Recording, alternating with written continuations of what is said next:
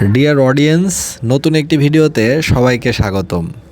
আজকের ভিডিওতে আমরা রয়েছি একটি হাইওয়েতে, বগুড়া শেরপুর হাইওয়ে বা বগুড়া ঢাকা হাইওয়ে, যেটা বর্তমানে আমরা যে বাজারটিতে অবস্থান করছি এটি 9 মাইল বাজার, শেরপুর উপজেলার একটি ব্যস্ত, প্রসিদ্ধ এবং সবজি বাজার। নামকরা একটা সবজি বাজার হচ্ছে 9 মাইল বাজার, এটাকে বলে 9 মাইল হাট।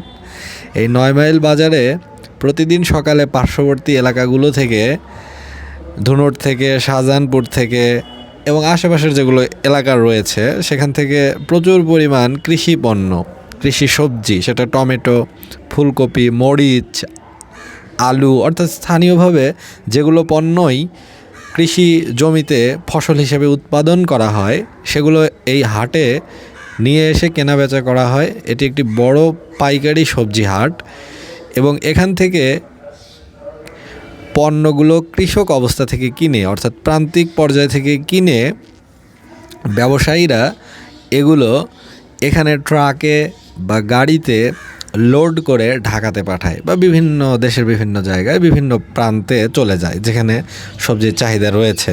এই জন্য এই হাটটি, 9 মাইল হাটটি একটি বিখ্যাত হাট, সবজির হাট হিসাবে। এখানে বেশি পণ্য কেনা বেচা হয়, কৃষি পণ্য।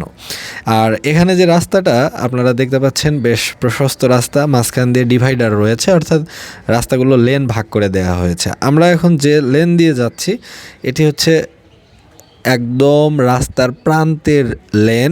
এই পাশে একটা রয়েছে, ডান পাশের ওই প্রান্তে একটা রয়েছে, আর মাঝখান দিয়ে চলে গেছে বড় একটা রোড, পিচ ঢালা ওইটা।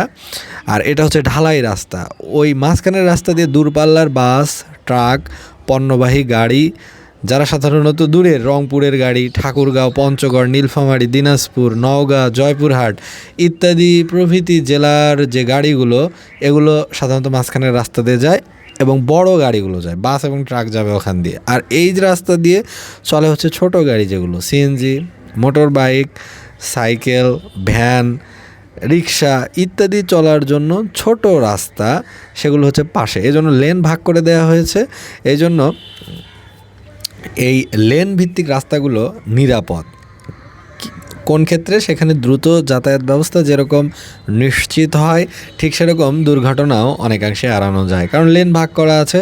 বড় গাড়িগুলো এক সাইড দিয়ে যাবে, মাঝখান দিয়ে যাবে, ছোটো গাড়িগুলো দুই সাইড দিয়ে বা পাশ দিয়ে যাবে। সেক্ষেত্রে বড় দুর্ঘটনা হওয়ার আশঙ্কা কম, কারণ একটা সিএনজির সাথে একটা বাস বা ট্রাকের দুর্ঘটনা ঘটবে না, ঘটবে সিএনজি বা মোটর সাইকেল সিএনজি, এতে করে নিরাপত্তাটা একটু ভালোভাবে নিশ্চিত করা যায়। তো এটি একটি ইতিবাচক দিক এবং যোগাযোগ ব্যবস্থার জন্য এটি একটি নতুন দ্বার বা সম্ভাবনাময় একটা ক্ষেত্র, এটি যোগাযোগ ব্যবস্থার ক্ষেত্রে। এবং দেখতে পাচ্ছেন এই রাস্তাটা আমরা 9 মাইল হাট থেকে আরেকটা, মানে একটু বাজারের মতো আরেকটা জায়গায় বা আরেকটা বাজারে এসে পৌঁছেছি। এবং সামনে এখানে দেখতে পাচ্ছেন ওই দূরে দেখা যাচ্ছে ওখানে একটা ফুট ওভার ব্রিজ রয়েছে, অর্থাৎ রাস্তা এপার থেকে ওপার যাওয়ার জন্য এখানে ফুট ওভার ব্রিজ থাকে নিরাপত্তার জন্য। কারণ হাইওয়েগুলো এই পাশ থেকে ওই পাশ মাঝখান দিয়ে পার হওয়া খুব ঝুঁকিপূর্ণ, কারণ বড় রাস্তা, লেন অনেকগুলো, একটা লেন ক্রস করলে আবার সেকেন্ড লেন আছে, থার্ড লেন আছে, তাহলে এতগুলো লেন ক্রস করার সময় রিস্ক হতে পারে। এই জন্য উপরে ফুট ওভারব্রিজ দেওয়া হয়। এটা হচ্ছে আড়িয়া বাজার। আমরা এখন যে বাজারটা ক্রস করলাম এটা আড়িয়া বাজার। আমরা শেরপুর থেকে বগুড়ার দিকে যাত্রা করছি।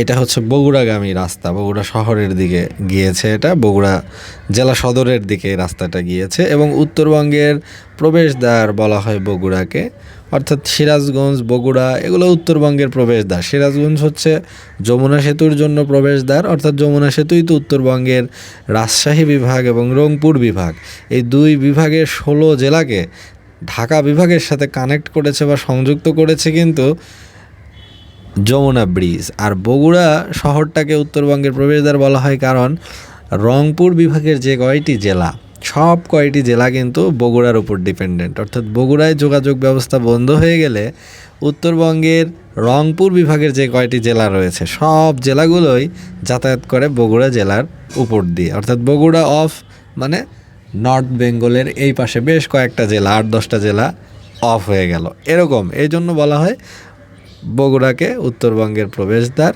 এবং বাণিজ্যিকভাবে, কৃষির দিক থেকে,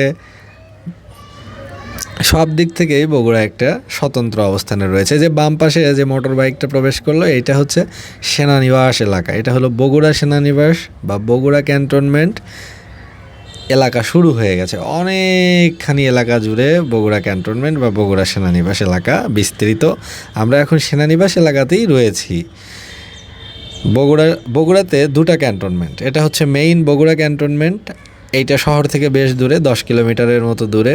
এখান থেকে বগুড়া শহর আরও 10 কিলো, শাহজাহানপুর উপজেলার ভিতরে পড়েছে।